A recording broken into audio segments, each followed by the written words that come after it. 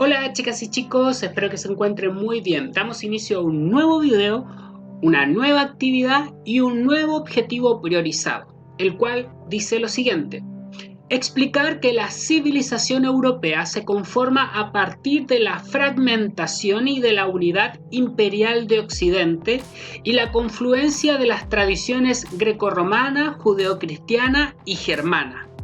¿Qué significa esto? A simples palabras, vamos a conocer los inicios de la historia europea o del continente europeo, el cual comienza justo cuando se da inicio a la Edad Media, en el siglo V.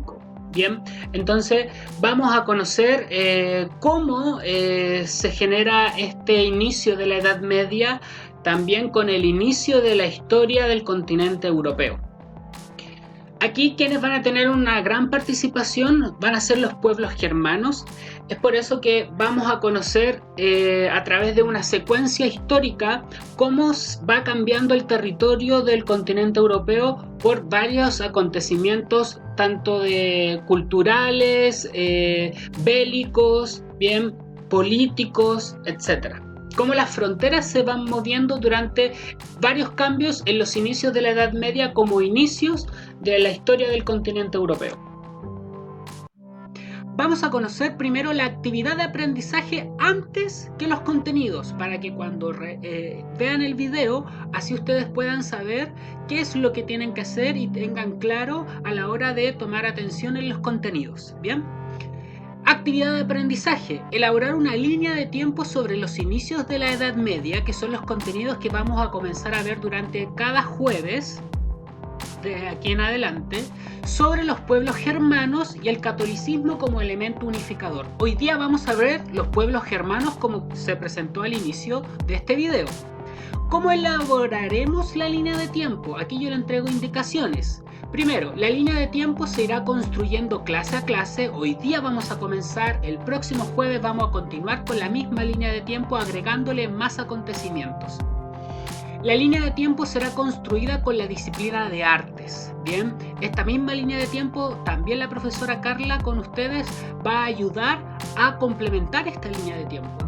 En cada clase deberás conocer los contenidos y luego seleccionar acontecimientos que van a ir construyendo tu línea de tiempo. Por ejemplo, hoy día vamos a ver los pueblos germanos en historia, por lo tanto, yo de todo lo que conozca en el video de hoy tengo que seleccionar un acontecimiento, como pueden ver en el cursor, ¿cierto? Un acontecimiento, describirlo brevemente y luego el dibujo que hagan en artes yo lo tengo que ubicar aquí o lo dibujo aquí mismo. Bien, lo mismo en la segunda parte. Hoy día, el video que hagan hoy tienen que buscar un acontecimiento, el primer acontecimiento, y describirlo brevemente. Y también con el video de hoy tienen que describir el segundo acontecimiento que ustedes seleccionen para ir conformando su línea de tiempo. El próximo jueves vamos a seleccionar el tercer acontecimiento, ¿cierto? Y así sucesivamente. El dibujo de artes debe tener una relación con el acontecimiento descrito, es decir, el acontecimiento de los pueblos germanos que yo seleccione tiene que tener una relación con el dibujo que ustedes están haciendo en artes. No se preocupen por las fechas, sino que los acontecimientos que ustedes seleccionen tengan una coherencia cronológica, es decir, exista un proceso que vayan contándome la historia de los pueblos germanos y el catolicismo como elemento unificador, que es de lo que trata esta línea de tiempo. Vamos con calma, hoy día vamos a ver los pueblos germanos, no se compliquen por el catolicismo como elemento unificador porque no lo hemos visto, lo vamos a ver en las próximas clases y van a ayudar a completar esta línea de tiempo, pero por ahora solamente con este video vayan describiendo el acontecimiento número 1 de la línea de tiempo aquí y el acontecimiento número 2. Bien, ¿Qué debe considerar la línea de tiempo? Aquí yo les pongo todo lo que tiene que considerar. El título, que puede ser el mismo, o ustedes le pueden dar uno nuevo. Tiene que considerar 4 elementos, 4 acontecimientos que vamos a ir viendo durante los videos. Ustedes van escogiendo cualquiera según la comprensión que vayan teniendo de este proceso histórico, y también tiene que comprender o contener los dibujos que van haciendo en arte. ¿Bien? Sigamos. Entonces, tenemos aquí una línea de tiempo que nos ayuda a organizarnos, a saber en qué periodo de la historia nos vamos a detener para trabajar durante esta clase, el cual se centra en, como lo apunta el mouse en la imagen, en el siglo V, en ese periodo de transición entre la Edad Antigua y la Edad Media. Si se dan cuenta, acá abajo dice Imperio Romano de Occidente, Imperio Romano de Oriente. ¿Por qué se divide? Porque hay una fragmentación, hay una cesura ahí entre el Imperio Romano. Primero es importante que recordemos que nosotros estábamos en la Edad Antigua, ¿bien? Aquí tenemos las primeras civilizaciones. Cuando hablábamos de Egipto, hablábamos de Mesopotamia, hablábamos de China, India. En los meses anteriores hablábamos de los aztecas.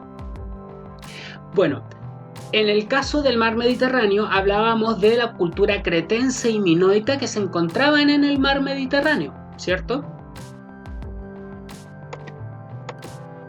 Entonces, aquí tenemos el Imperio Romano. Cuando hablábamos de las culturas del mar Mediterráneo, hablábamos de las culturas cretense y minoica que se ubicaban en este territorio. Bien, estas culturas, sobre todo la griega, se va a destacar, pero que se encontraba aquí en la península de los Balcanes. Aquí se encontraban los griegos, y por otro lado, también al interior del mar Mediterráneo, Roma era otra ciudad característica e importante con respecto al convertirse en civilizaciones, al ser más compleja. Estas dos polis, Grecia y Roma, en su momento tuvieron conflictos de rivalidad en la cual se superpone Roma y logra dominar un gran, extenso y amplio territorio. Por lo tanto, ya el Imperio Romano en el año 117 después de Cristo logra toda la extensión que ustedes pueden destacar con este color medio rojo, rojo, y en su máxima extensión, bien, siendo la civilización más extensa que se pudo lograr durante la historia de la humanidad. Pero va a ocurrir lo siguiente: el Imperio Romano en el año 395 se va a dividir. ¿Recuerdan que en la línea de tiempo vimos que hablábamos de un Imperio Romano de Occidente y un Imperio Romano de Oriente? Bueno, el motivo es que el año 395 después de Cristo va a morir Teodosio I, quien era el emperador de Roma en ese entonces, y va a heredar a sus hijos el Imperio Romano, pero lo va a dividir en dos. Por un lado se conforma el Imperio Romano de Occidente con la capital en Roma, y por otro lado tenemos el Imperio Romano de Oriente con la capital en Bizancio, y después se va a convertir en la capital de Constantinopla, en Oriente. Por lo tanto, este es el principal motivo en que se divide el Imperio Romano en dos, quedando algo como esto. Bien, para que ustedes se hagan una idea, que en el año 395 después de Cristo el Imperio Romano queda de la siguiente forma, para que ustedes también tengan claro. Ahora nos vamos a enfocar en lo que es el Imperio Romano de Occidente, ya que es el continente europeo en la actualidad, y vamos a conocer qué ocurrió después de esta división que hizo Teodosio I. Por un lado, van a ser las invasiones germanas, las invasiones de los pueblos bárbaros, como le llamaban los romanos, que se encontraban al norte, por aquí, de Europa. Bien. Estos son los pueblos que se encontraban al norte de Europa, los pueblos germanos occidentales y los pueblos germanos orientales. Por un lado tenemos a los godos, tenemos a los vándalos, tenemos a los lombardos, tenemos a los sajones, a los anglo, bien, que se encuentran aquí en el norte de Europa, que yo lo estoy viendo apuntando con el mouse. Bien, y estos pueblos bárbaros o germanos van a comenzar a viajar al sur y a generar una presión contra las fronteras del Imperio Romano de Occidente para invadirlo. Entonces, aparte de los pueblos germanos, se va a sumar el imperio de los hunos. El imperio de los hunos viene desde Asia, y desde Asia, desde el centro de Asia, que son estos pueblos, el imperio de los hunos, como está representado de color verde, junto a los pueblos germanos que vivían en el Rin y el Danubio, que eran las fronteras naturales que había entre los germanos y el imperio romano. Por lo tanto, estas dos fuerzas culturales, por decirlo de una forma, invaden el Imperio Romano de Occidente. Ya en el siglo III en adelante, durante el 3, el 4, durante estos siglos, los pueblos germanos estuvieron constantemente generando fuerza para poder invadir y pasar las fronteras con el Imperio Romano de Occidente, y también con la ayuda de los hunos. Podemos ver aquí los hunos, los ostrogodos, los visigodos, los vándalos, los anglos, los sajones, que se encontraban aquí en el norte, comenzaron, ¿cierto?, a ejercer fuerza de manera sistemática, gradual, durante años, durante siglos, bien, contra el Imperio Romano de Occidente, hasta que ya en el siglo IV el Imperio Romano de Occidente se ve debilitado, y es ahí cuando los pueblos germanos logran invadir el Imperio Romano de Occidente, estableciéndose en los territorios del ex ahora Imperio Romano de Occidente, ya que cae producto de que el último general germano, Odoacro, expulsa al último emperador de Occidente, quien era Rómulo Augusto.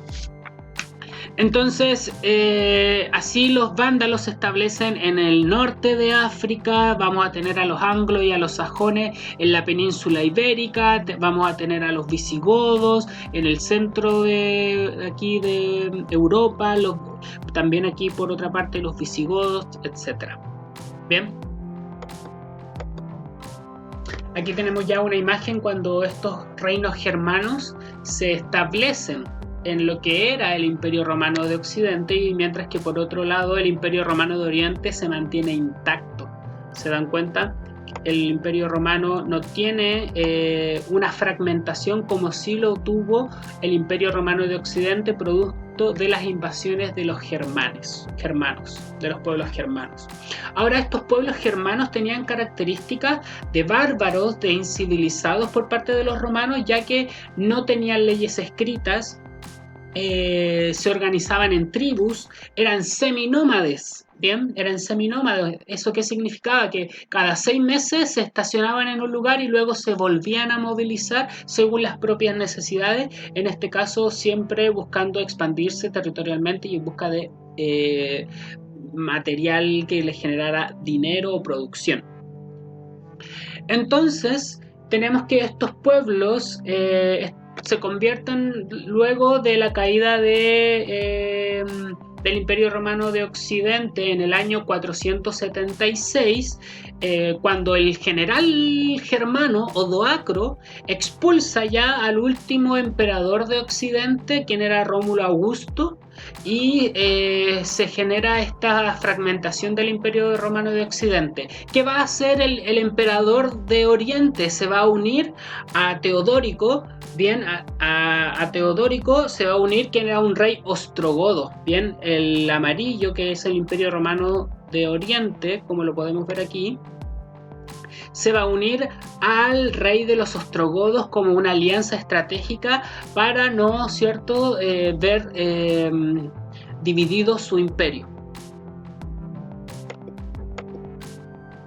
Entonces, aquí tenemos la línea de tiempo con la que comenzamos el video. Ya recordamos y hablamos, ¿cierto?, de por qué se genera esta división y cómo comienza la Edad Antigua, que es con la caída del Imperio Romano de Occidente, con la invasión de los pueblos bárbaros y del imperio de los hunos. Bien, el Imperio Romano de Oriente dijimos que se mantuvo intacto y lo va a hacer así hasta el siglo XV, bien, hasta el año 1492, 1493, y van a ser bastantes años.